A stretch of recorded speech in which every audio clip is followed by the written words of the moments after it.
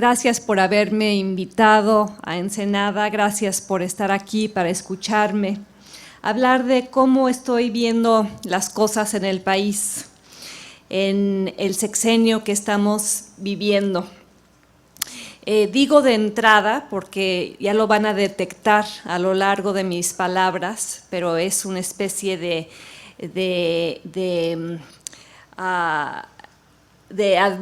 sobre advertencia no hay engaño.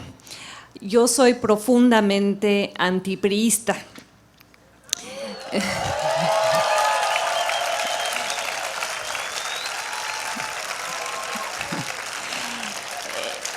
De hecho, cuando me dicen, Denise, es que eres muy antipriista, yo lo considero un piropo. Yo soy de las que lamentó que el PRI regresara a Los Pinos. Pero a pesar de ello, de ese sesgo profesional, voy a intentar ser lo más objetiva posible en torno a explicar qué veo, lo bueno, lo malo y lo feo de lo que estamos viviendo en este sexenio del copete electrónico. Se nos ha dicho en los últimos meses que México está a punto de despertar, que México está a punto de avanzar, que se ha vuelto un país listo para pactar, negociar, proponer reformas y aprobarlas, un país que ya no quiere ser rehén de tradiciones arcaicas y prácticas arraigadas, un país listo para dejar atrás el enfoque patriótico sobre el petróleo, la posición hipersensitiva sobre la soberanía, la justificación nacionalista sobre los monopolios.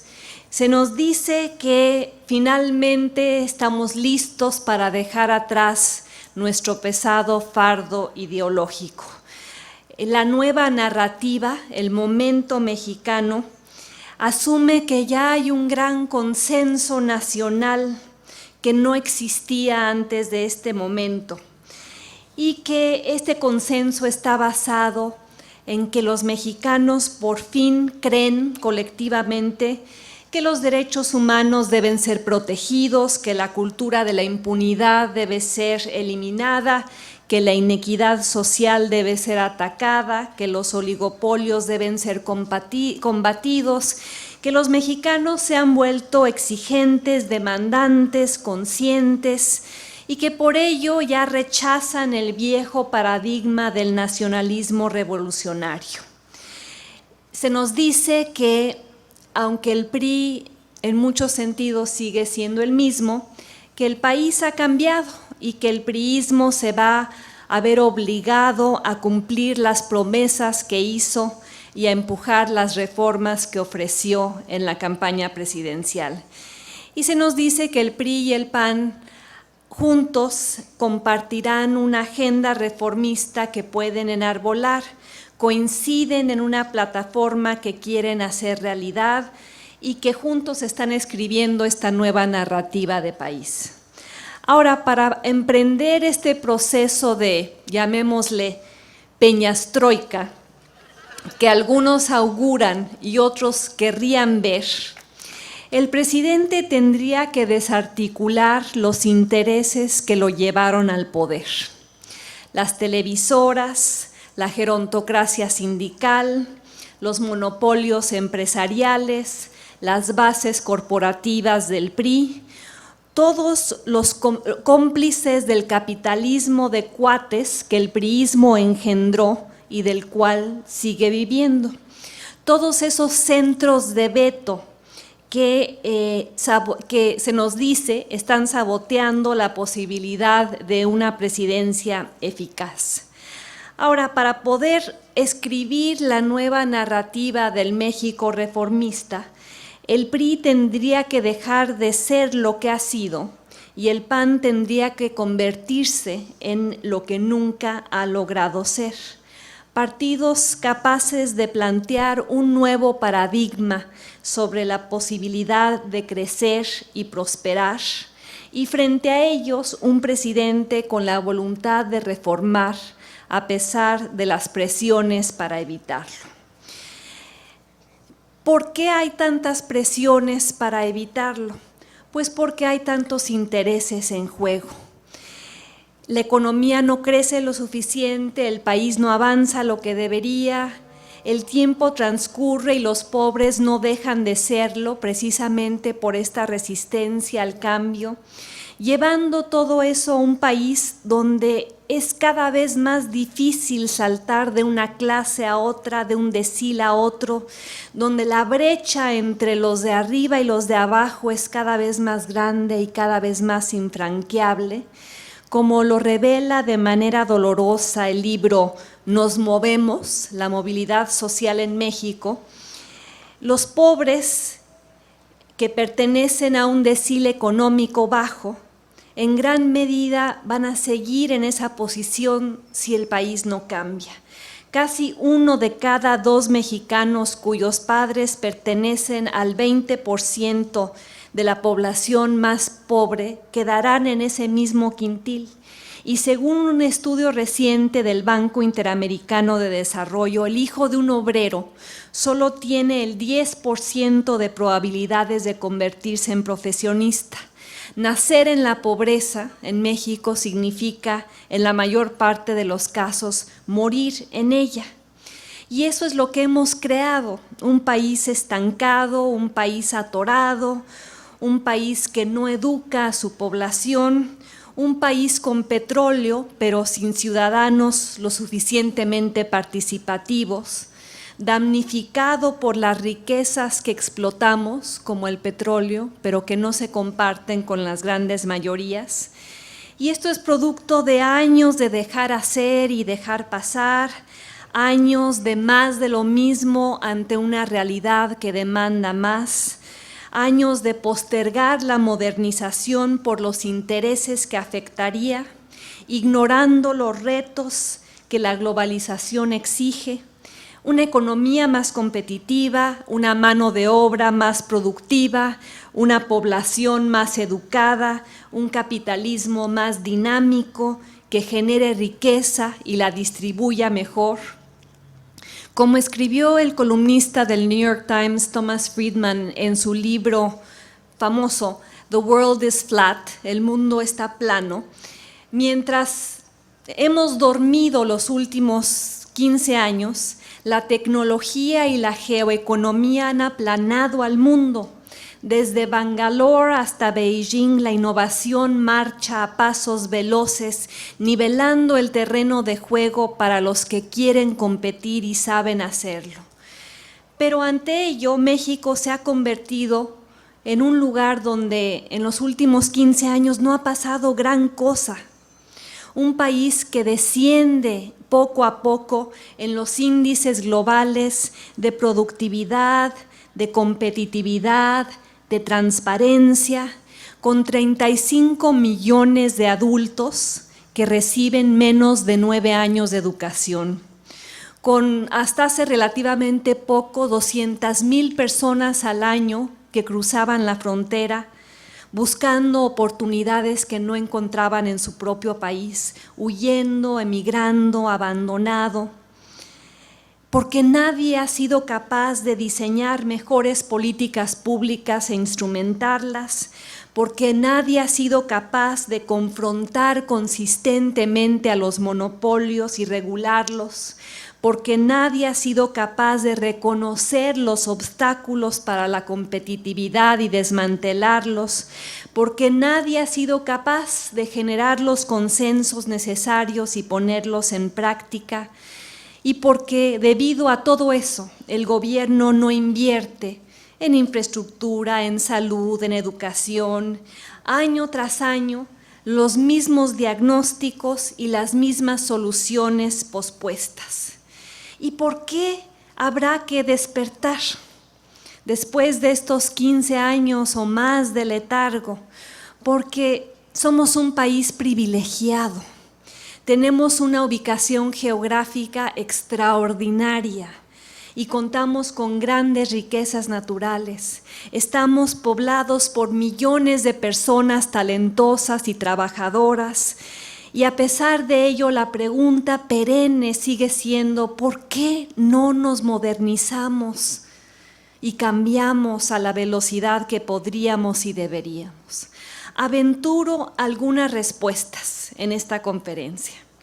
Por el petróleo, por el modelo educativo y el tipo de cultura política que crea, por la corrupción que esta cultura permite, por la estructura económica oligopólica y concentrada que tenemos, y por un sistema político erigido para que todo eso no cambie, para que los privilegios y los derechos adquiridos se mantengan tal y como están.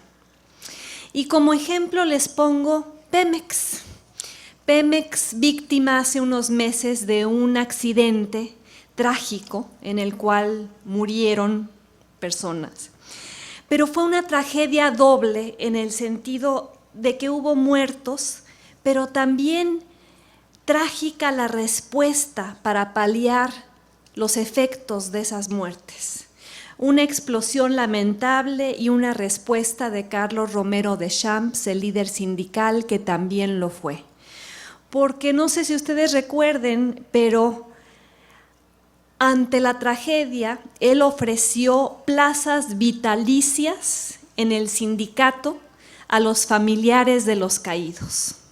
O sea, una empresa que no contrata con base en la productividad, sino con base en la consanguinidad.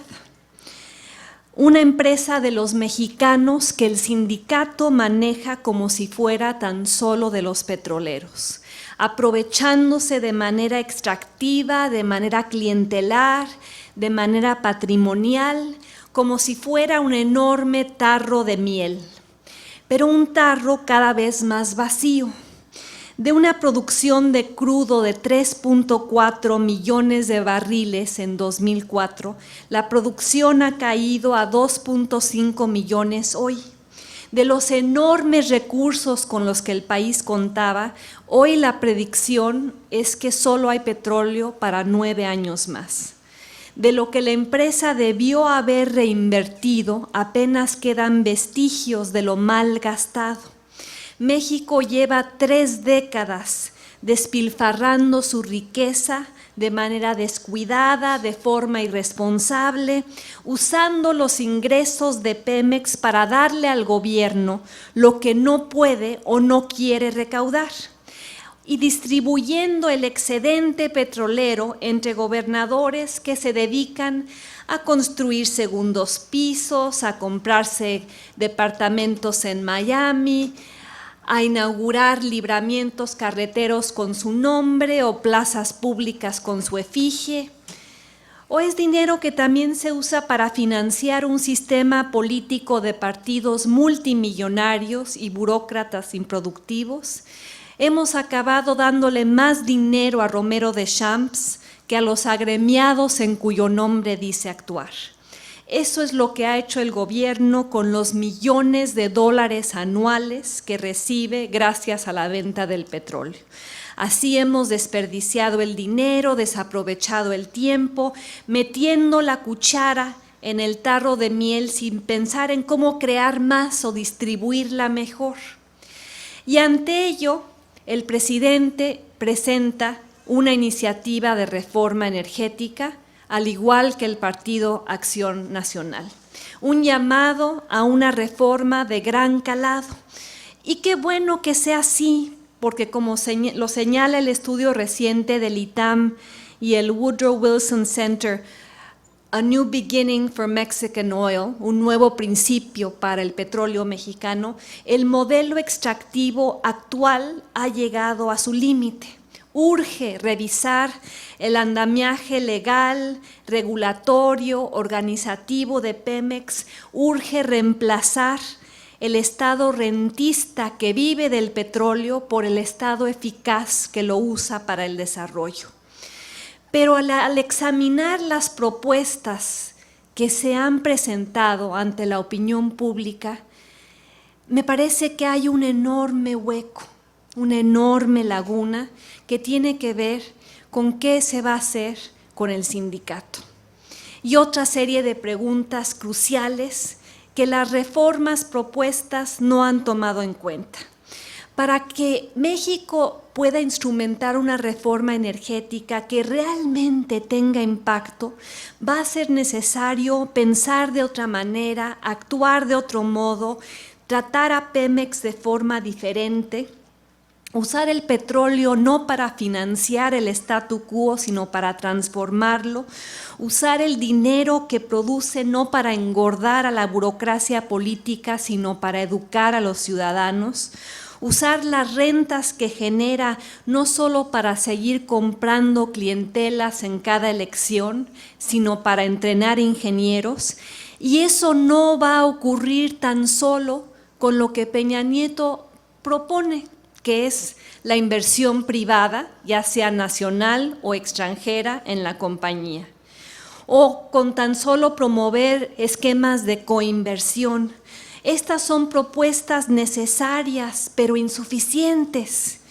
La discusión actual se centra en cómo mantener los ingresos de Pemex, no en cómo gastarlos mejor. El debate se centra hoy en cómo seguir extrayendo más petróleo, no en cómo utilizar de manera más productiva la riqueza que produce. Las reformas que vienen en el sector energético tendrían que enfocarse no tanto en cómo explotar un recurso patrimonial no renovable, sino en formas de usarlo para el crecimiento. Las reformas deberían incluir una estrategia para invertir en la educación de los mexicanos y no nada más en el financiamiento del gasto corriente. Las reformas deberían insistir en la productividad del sindicato y no solamente en la perpetuación de sus privilegios.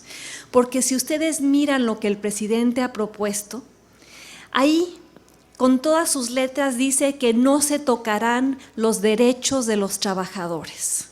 ¿Y qué pasa con los trabajadores de Pemex? Pues que usualmente se retiran jóvenes y con pensiones magníficas, y el contrato colectivo de la empresa, los exhorto a que lo lean algún día, dice que en caso de retiro se le ofrecerá la plaza al familiar más cercano de la persona que se va. Si no cambiamos eso, la empresa va a seguir, o el sindicato va a seguir absorbiendo los recursos extras que la inversión producirá sin generar una empresa mucho más productiva y mucho más rica en términos de su capacidad para distribuir riqueza entre los mexicanos. A México le urge repensar el paradigma prevaleciente sobre el petróleo. Le urge redefinir cómo lo usa, para qué y en beneficio de quién. ¿Para lograr qué? Modernizarnos, diversificarnos, educarnos, para que el país pueda ganarse la vida gracias a su gente y no solo dependiendo de su petróleo, para desmantelar ese capitalismo de cuates, gracias al cual Carlos Romero de Champs puede regalar plazas y comprar yates y ostentar relojes Rolex y ser dueño de departamentos en Miami. Él y tantos más, como los contratistas y los que se han beneficiado de Pemex como una vaquita lechera, sean obligados a sacar las manos de eso que yo he comparado con un tarro de miel. Ese es el primer nudo estrangulador al que nos enfrentamos, que es el tema del petróleo. El segundo tiene que ver con el tema educativo y ese paraje feudal en el cual históricamente se convirtió el Sindicato Nacional de Trabajadores de la Educación y cómo ha colocado a México contra la pared.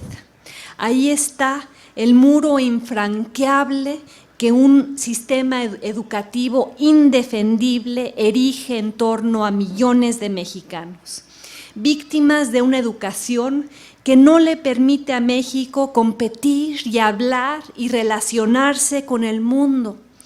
Víctimas, tantos mexicanos, de una escuela pública que crea ciudadanos apáticos, entrenados para obedecer en vez de actuar, entrenados para memorizar en vez de cuestionar, entrenados para aceptar los problemas en vez de preguntarse cómo resolverlos, educados para hincarse ante la autoridad en vez de llamarla a rendir cuentas.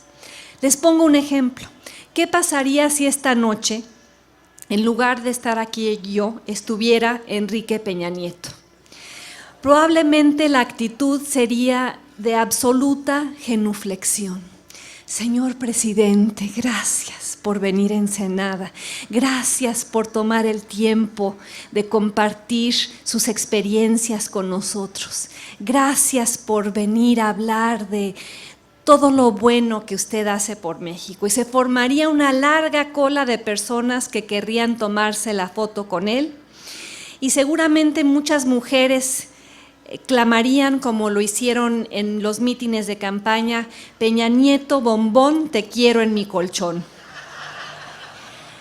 Cuando en realidad, ¿qué deberían hacer si es que estuviera Peña Nieto aquí hoy en lugar de estar yo? Preguntarle por qué cuando fue gobernador el Estado de México ocupó el último lugar en los índices de transparencia mexicana. ¿Por qué cuando fue gobernador en el Estado de México murieron más mujeres ahí que en Ciudad Juárez? ¿Por qué cuando fue gobernador hubo más robo de automóviles en el Estado de México que en cualquier otro estado? Preguntarle cómo es que va a reformar realmente al sector energético si no está dispuesto a tocar ni con el pétalo de una rosa a su cuate Romero Deschamps. Preguntarle por qué sigue protegiendo a Arturo Montiel, quien ha secuestrado a sus hijos en una violación abierta de la Convención Internacional de la Haya contra la retención ilegal de menores. Pero los mexicanos no han sido educados para retar a la autoridad, ya sea el presidente, ya sea el presidente municipal, el gobernador, el senador. A ver, alcen la mano, por favor, ¿cuántos de ustedes saben quién es su diputado? Pues serán unas 20 manos de más de 2,000 personas, y eso revela un problema profundo, un déficit democrático profundo. Revela también la complacencia, el conformismo, la resignación, la tolerancia social, nuestra constante convivencia con la mediocridad, año tras año, indicador tras indicador, resultado dramático tras resultado dramático. En México no hay una reacción suficientemente vigorosa por parte de los ciudadanos en torno al tema del desastre educativo, precisamente por la baja calidad de nuestro sistema educativo, como lo expresé en el documental en el cual tuve la fortuna de participar, de Panzazo. Y si no lo han visto, ojalá lo vean alguna vez. Estamos tan mal educados que no entendemos lo importante que es la educación. Estamos tan indoctrinados por nuestros libros de texto gratuito que no entendemos cuán deficientes y obsoletos son. No entendemos la forma en la cual se nos ha arrebatado algo que es nuestro, que es el derecho a la educación. Derecho cercenado por la historia de progresivo deterioro, por el efecto combinado de la inclusión tardía, la reprobación y la deserción, produciendo una generación herida en la cual más de la mitad de los jóvenes de 15 años en este país están totalmente fuera de la escuela, produciendo un México en el cual la escolaridad promedio es de tan solo 7.8 años, lo cual equivale a segundo de secundaria y se vuelve razón fundacional de nuestro desarrollo trunco, donde 43% de la población de 15 años o más no cuenta con educación básica completa, donde 56% de los mexicanos evaluados por la prueba PISA, la mejor métrica comparativa internacional, sitúa a los mexicanos entre los niveles 0 y 1, es decir, sin las habilidades mínimas para enfrentar las demandas de un mundo globalizado, competitivo, meritocrático. Y mucho de esto tiene que ver con la complicidad histórica entre el gobierno y el Sindicato Nacional de Trabajadores de la Educación.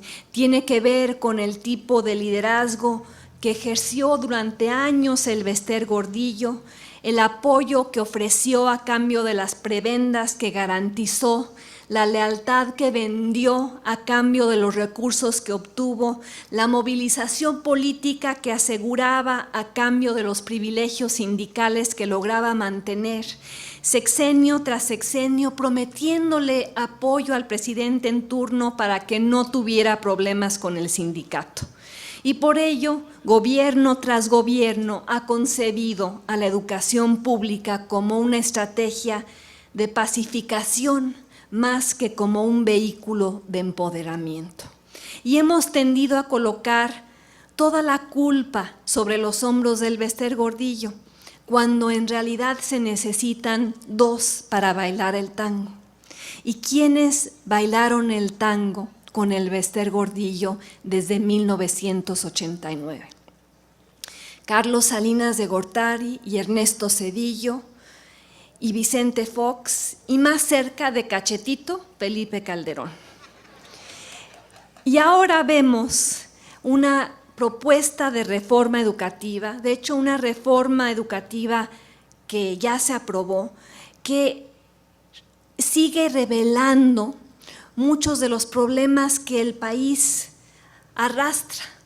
El hecho de que las calles estén tomadas hoy en la Ciudad de México por la Coordinadora Nacional de Trabajadores de la Educación revela que hay un grupo importante dentro del sector educativo que quiere seguir con la mano extendida para aceptar la prebenda indispensable, quiere seguir chantajeando para que el presidente se deje chantajear. Quieren seguir perpetuando el alcance de sus canonjías y Peña Nieto no ha demostrado en las últimas 2 semanas la audacia política para acotarlas. Y ese arreglo primigenio que sigue vivo ha conformado un entramado institucional que otorga concesiones indefendibles al sindicato, incluyendo el derecho de no ser evaluado, el derecho adquirido de vender, heredar o intercambiar una plaza de maestro por favores sexuales. ¿Y quiénes pagan el costo de que la educación no se reforme? ¿Quiénes pagan el costo de si se cede ante la coordinadora? Pues 6 de cada 10 alumnos que no concluyen secundaria con conocimientos básicos de matemáticas, 4 de cada 10 que tampoco los obtienen en español. Un sistema que cuesta mucho pero que rinde poco, porque somos de los países que gasta más per cápita en educación de la OCDE, pero con resultados muy malos. He ahí millones de mexicanos, niños haciendo planas, copiando párrafos, memorizando fechas, acumulando la ignorancia en forma de datos inertes. México, el país que produce personas orgullosamente nacionalistas, pero educativamente atrasadas. México, el país que enseña a sus habitantes a lidiar con una realidad que ya no existe. México, el país donde en la escuela pública se aprende poco de ciencia, pero se aprende mucho de sometimiento. Se aprende poco de tecnología, pero se aprende mucho de simulación. Se aprende poco de álgebra, pero se aprende mucho de cumplimientos mediocres, negociaciones injustas y beneficios extralegales. México, el país donde en la escuela pública no se desata el sentido crítico o la autonomía ética o el empeño en el cambio social, sino una extendida propensión a la conformidad. Conformidad con ese modelo que mantiene el corporativismo, que premia clientelas, que usa a los maestros para ganar elecciones en vez de educar niños. Un sistema de cotos reservados y sindicatos apapachados y acuerdos políticos arraigados, porque el sistema educativo jamás ha sido pensado para garantizar la movilidad social. Y eso se debe a nuestra apuesta histórica equivocada, nuestra apuesta histórica al petróleo, al cobre, al oro, al gas, a las playas, a los bosques, a ese modelo extractivo. Y lo que no hemos logrado entender aún es que la única apuesta que verdaderamente cuenta es la apuesta a la gente, al capital humano, a aquello que es genuinamente renovable y multiplicador.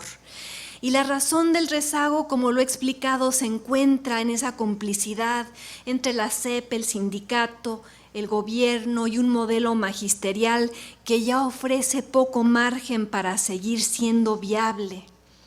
Un modelo magisterial con prácticas claramente ilegales, como los cobros de maestros en dos entidades federativas distintas, las secretarias con plazas de maestros, los prestanombres que eluden los concursos nacionales, el manejo discrecional de plazas y la colonización de dependencias por comisionados que obstaculizan cualquier cambio de fondo.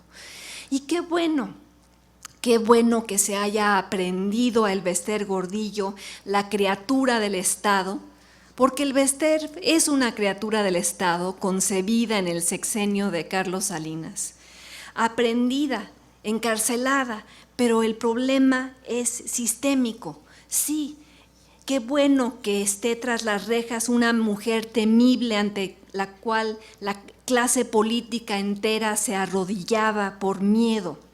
Qué bueno que Peña Nieto haya decidido librarse de ese poder de veto y al encarcelarla, pues intenta presentarse como un nuevo priista, intenta decir que la reforma educativa va en serio, intenta acrecentar su popularidad, intenta afianzar su autoridad y manda un mensaje de efecto demostración para otros líderes malolientes, como Carlos Romero de Champs y Víctor Flores. ¿Y cuál es ese mensaje? Disciplina o cárcel, apoyo o arresto, lealtad incondicional o investigación judicial, entendimiento o epitafio. Pero esos mensajes no resuelven el problema sistémico y de fondo. En las últimas 2 semanas presenciamos a un Congreso que saltaba de lugar en lugar intentando aprobar la reforma educativa y solo acabó aprobando 2 de las 3 leyes secundarias y aún así el presidente se vanaglorió dándose palmadas en la espalda diciendo que se habían aprobado 2 de las 3 leyes, cuando la tercera, la que no se aprobó, es la más importante, porque es la que incluye todo lo que tiene que ver con la evaluación de los maestros, con la permanencia en el puesto vinculada al desempeño, con la rendición de cuentas, con todo aquello que necesita transformarse para que los maestros dejen de ser simples lacayos electorales y se conviertan en aquello que deberían ser, que es la plataforma intelectual para que los mexicanos puedan saltar hacia adelante en la escala de la movilidad social. Ahora paso al tercer cuello de botella y al tercer ámbito de reformas que han sido presentadas como fundamentales por el presidente en el sexenio que estamos viviendo. Y tiene que ver con nuestro pacto fiscal, tiene que ver con la forma en la cual el Estado recauda y cómo gasta lo recaudado. ¿Y por qué este tema es tan fundamental? Bueno, decía Benjamin Franklin que solo hay dos certezas con las que el hombre puede contar: la muerte y los impuestos. Pues en México es más probable fallecer que verse obligado a pagar impuestos. Es más predecible evadir al fisco que cumplir las obligaciones que se tienen con él. Aquí, en nuestro país, impera un equilibrio fiscal ineficaz, precario e injusto. Aquí el Estado recauda poco y gasta mal. Aquí se gasta más de lo que se obtiene y el resto se cubre con la renta petrolera. Y además existen amplios espacios para la corrupción para quienes están conectados con el poder. Somos un país de lagunas y huecos y privilegios y evasiones. Como lo explica Carlos Elizondo en su libro Con dinero y sin dinero, tenemos un Estado frágil con una baja capacidad recaudatoria. Tenemos un Estado ineficiente que no logra hacer que se cumpla la ley. El Estado quiere cobrar y no puede. Necesita recaudar y no logra hacerlo. Pero al mismo tiempo gasta mucho y de mala manera, desviando recursos y politizándolos, beneficiando a ciertos grupos y premiándolos. ¿Quiénes son los grandes beneficiarios de nuestro actual perverso pacto fiscal? Pues los burócratas y los líderes sindicales y los oligarcas empresariales y los dirigentes políticos que se benefician de un equilibrio inequitativo pero autosustentable. Un equilibrio, insisto, perverso, pero autoperpetuable. Y lo que ha permitido la prolongación de este pacto ha sido el petróleo. Lo que ha financiado la brecha entre el ingreso estatal y el gasto público ha sido su venta. El petróleo subsidia, el petróleo compra tiempo, el petróleo hace posible el statu quo.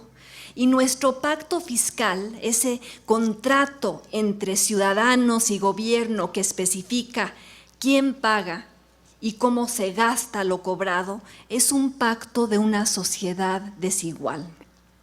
Unos no pagan impuestos, mientras que otros no alcanzan su potencial por los malos servicios públicos que el Estado pobre provee.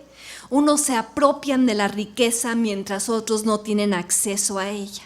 Unos se aprovechan de la renta petrolera para no aumentar impuestos, mientras otros ven cómo la burocracia o los políticos privilegiados se comen esa renta petrolera.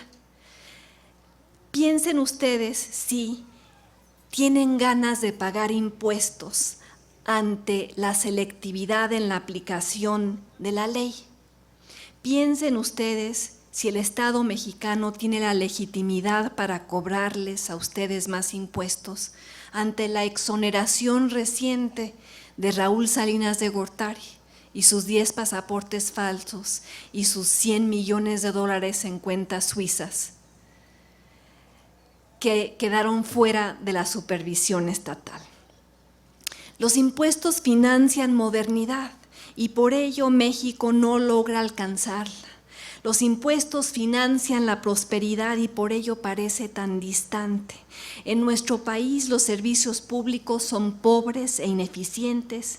Ahí están las escuelas públicas con malas instalaciones y malos maestros, policías mal pagados y mal entrenados, infraestructura pública exigua y de baja calidad, territorios dominados por la violencia que el Estado no logra controlar y todos estos problemas producidos por nuestro pésimo pacto fiscal, por impuestos insuficientemente recaudados, por un gasto ineficientemente asignado, por unos recursos públicos lamentablemente distribuidos y un Estado que no tiene, insisto, la legitimidad para exigir más cuando gasta tan mal.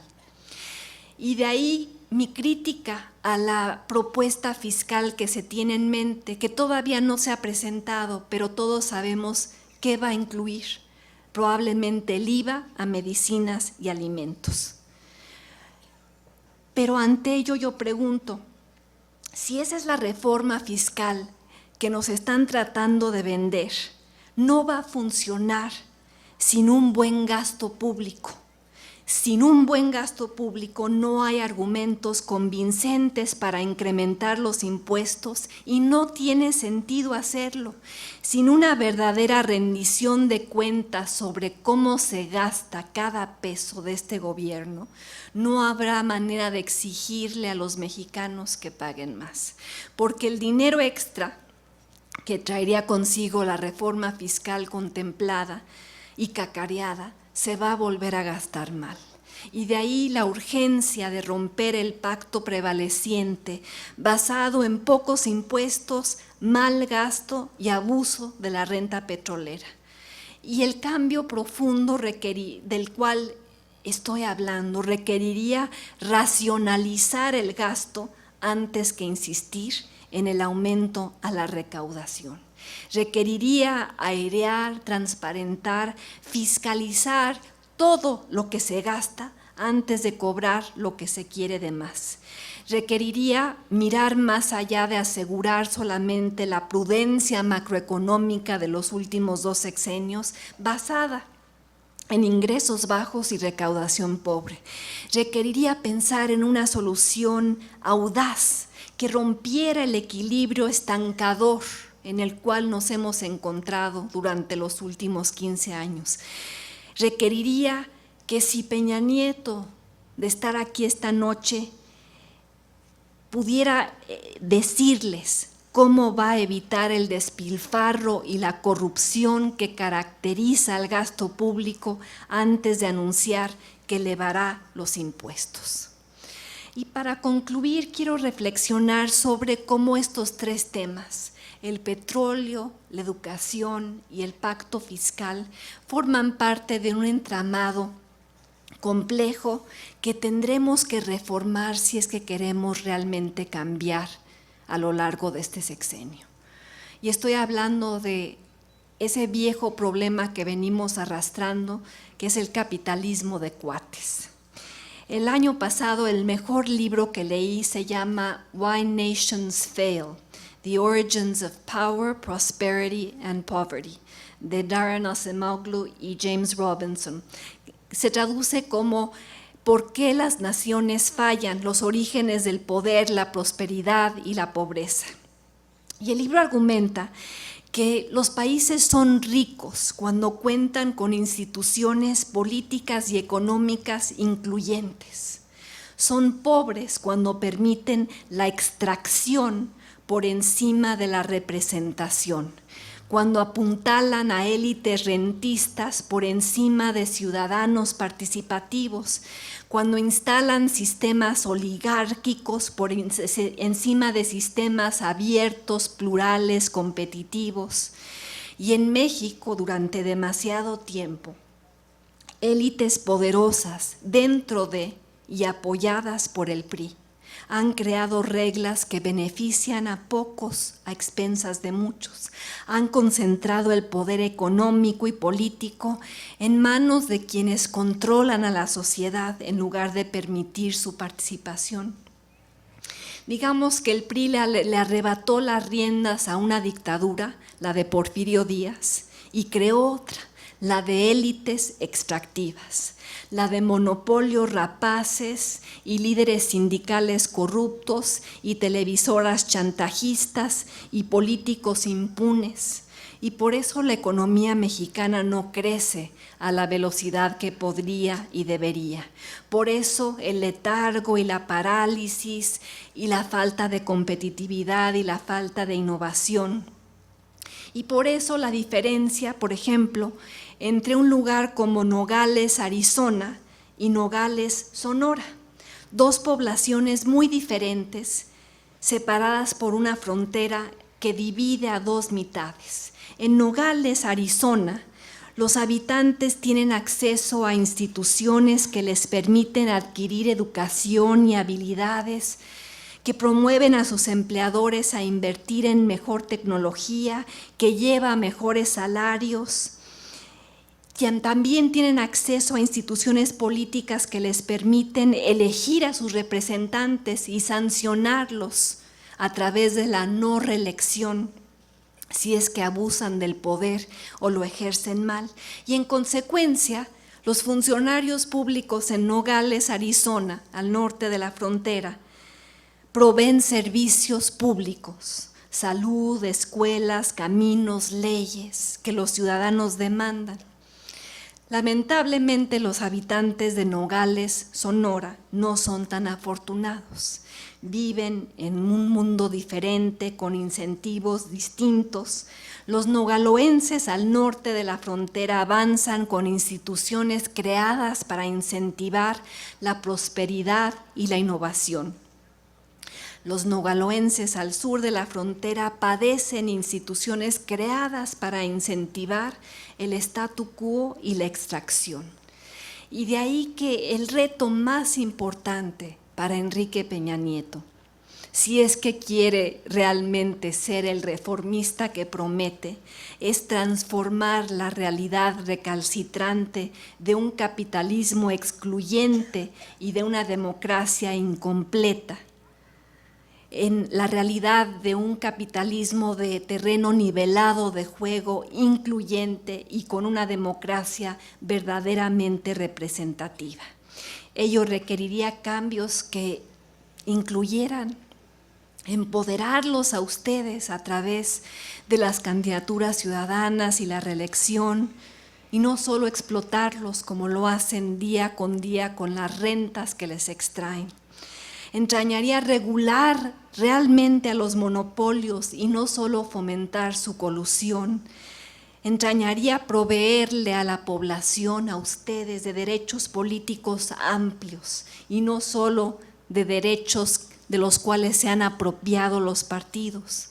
Implicaría crear un modelo económico enfocado al crecimiento económico acelerado y no solo el que beneficia a unos cuantos. México está atorado por un patrón antiinstitucional, antitético al crecimiento, antitético a la inclusión, antitético al pluralismo. Insisto, ahí están los sindicatos rapaces del sector público, los empresarios atrincherados en sectores monopólicos, las organizaciones campesinas aprovechándose de Procampo, la burocracia obesa e improductiva poltronada en el sector público, actores, centros de veto que sí siguen comportando con la lógica corporativa del pasado y así sabotean el futuro, acostumbrados, como lo está la coordinadora, y tantos más, acostumbrados como el señor Slim y el señor Azcárraga y el señor Salinas Pliego y el señor Romero de Champs, a defender privilegios en lugar de acumular méritos, acostumbrados a extraer rentas, o sea, cobros excesivos por bienes y servicios, en lugar de competir para disminuirlos. Y todo esto apoyado por partidos políticos que a la vez defienden su propio feudo, su propio monopolio, su propia carretada de dinero público. Y lo peor, señoras y señores, es que nos hemos acostumbrado a que esto sea así. La normalidad anormal, la disfuncionalidad aceptada. Pensamos que los privilegios desmedidos y las rentas extraídas son una parte incambiable de nuestra identidad nacional. Chin, así es México. No comprendemos que el arraigo de la lógica clientelar, corporativa, rentista, es mucho mayor en México que en otros países y razón definitoria de nuestro rezago. Y esta es una situación inaceptable.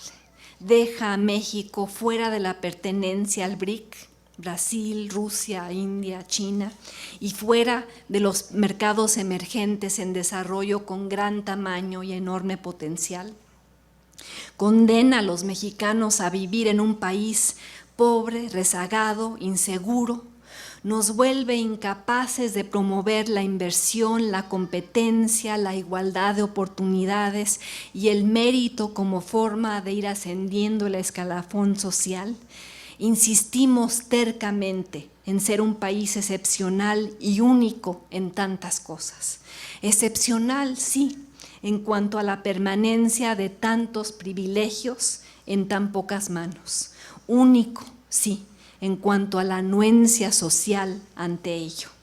Y de ahí que la verdadera solución para México en este sexenio no se halla tan solo en apostarle a las reformas que desde arriba nos promete Peña Nieto y los políticos vinculados con el Pacto por México.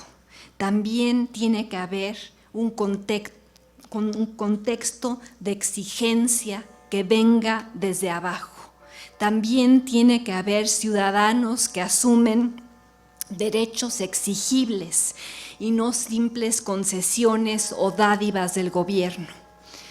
En mi último libro, El país de uno, cito al filósofo español Fernando Savater, quien dice que el ciudadano favorito de las autoridades es el idiota, el que declara con fatuidad: yo no me meto en la cosa pública. Y según una encuesta reciente de mi colega del ITAM, Alejandro Moreno, el 60% de los mexicanos declaran que ellos no quieren involucrarse en la cosa pública porque de cualquier manera lo que harían no tendría caso. Y el problema es que los idiotas gobiernan porque otros idiotas los eligen, porque hay demasiados ciudadanos que subcontratan el destino de su país a otros y que dejan las grandes decisiones en torno al destino de México en manos de una clase política que no tiene el menor incentivo para cambiar. Y de ahí la urgencia, el llamado, el exhorto a dejar de ser idiotas, porque cada 6 años buscamos un Cid campeador, alguien que salvará a México de sí mismo. No nos falles, le gritamos a Vicente Fox en El Ángel de la Independencia cuando ganó la elección. Yo confieso que fui de las ilusionadas que votó por Fox y sigo en terapia. Y nos sorprendimos cuando el sexenio falló. Y ahora es necesario entender que no hay salvadores, que no hay redentores, que ni siquiera el copete electrónico, como lo bautizó Carlos Monsiváis, lo será, que solo hay ciudadanos con la obligación compartida de decirnos que México cambia, sí, y México se mueve, sí, pero muy lentamente debido a la pasividad y a la complicidad de sus propios habitantes. Y de ahí que quisiera pedirles que de cara al 2013 y al resto del sexenio, cada vez que se enfrenten a un político, a su empleado, le pregunten o le exijan que conteste la siguiente pregunta: ¿quiere continuar? ¿Queremos continuar con un país basado en privilegios o transformarlo para dejar de estar como estamos? Muchas gracias.